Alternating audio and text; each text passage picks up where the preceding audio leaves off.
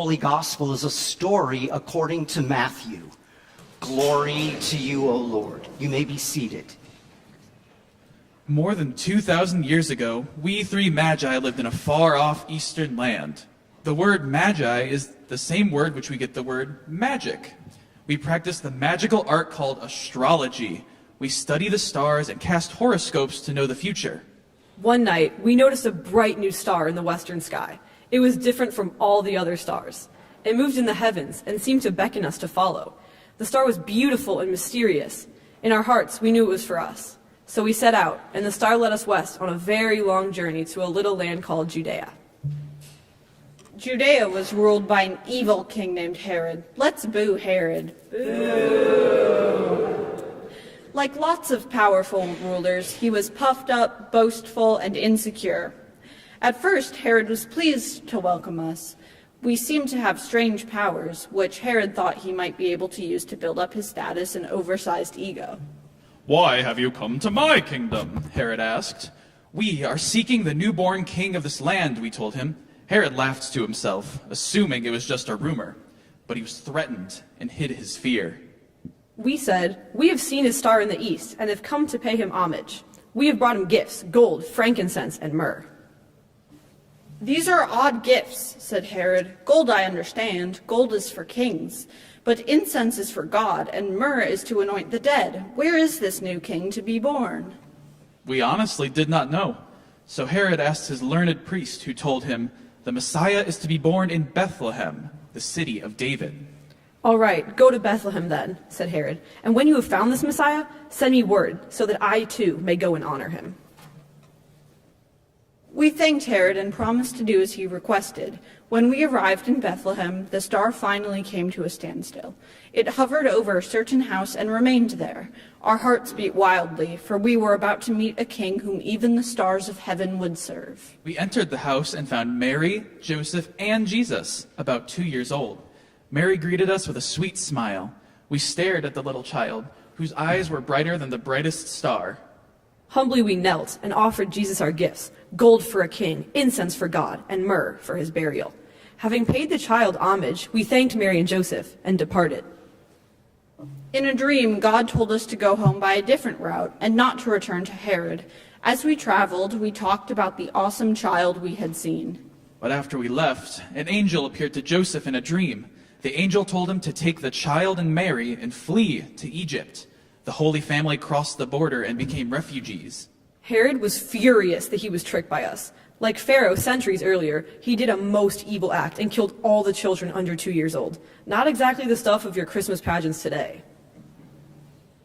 But when Herod died, an angel told Joseph it was safe for the Holy Family to return to Israel. None of us will ever forget the star, the journey, and the child.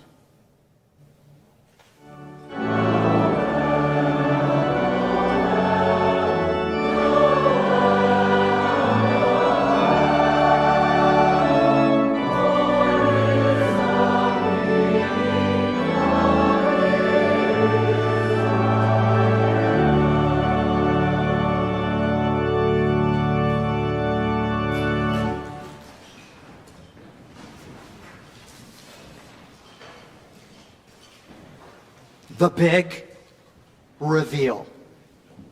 It's about the hype. It's about the spectacle. Some young parents stage elaborately choreographed events, synchronized in real time with social media, to announce the gender of their expected baby. One woman did a big reveal on Instagram. She showed her audience the result of her pregnancy test before she looked at it herself. When she finally saw the word pregnant, there was a string of supposedly happy F-bombs before she called in her boyfriend to share the news with him. Epiphany is God's big reveal. Epiphany means manifestation, revelation. When something important dawns on us, we call it an epiphany, an aha moment. Sometimes Christmas pageants have their own big reveal, perhaps with live animals. However, there are stories of donkeys biting the hands of children. And this year, as a camel was brought down the aisle at a Christmas Eve service in Texas, the camel kicked a woman in the face with his hoof and knocked her out. Since the angels appeared to lowly shepherds when Christ was born, several decades ago, a pastor at a large Lutheran church in Iowa wondered to whom the angels would appear today. His answer: to Harley riders. Sometimes these motorcyclists are perceived as outsiders by some, dirty, noisy, reckless, anti-woke. And then in the sermon in Des Moines, down the 3 aisles, was the big reveal. 3 motorcycles came, revving their engines, releasing not incense, but exhaust fumes. And this is a true story. The Epiphany big reveal, though, is not the angels. It's not the star. It's not the shepherds and the magi, though we love these flourishes, as you can tell.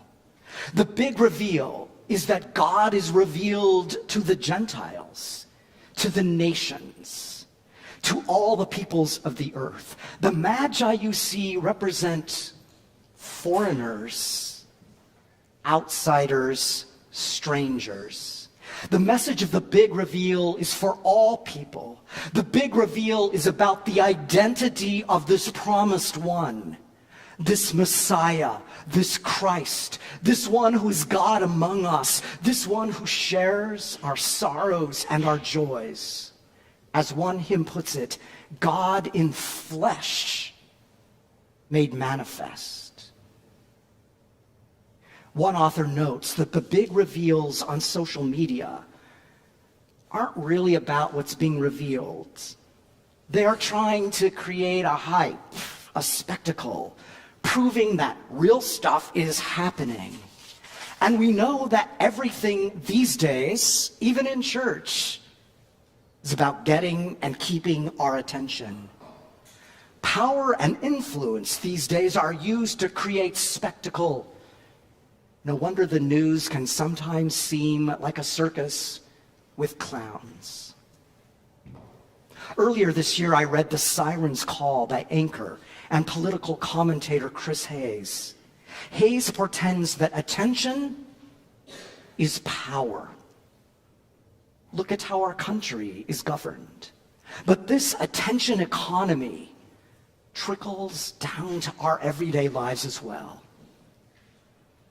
Yet here we gather around another kind of story, sacred story, the big reveal, here, now, today, not with the crowds at an NFL game or a blockbuster movie, not with the hype of a scandalous headline or breaking news.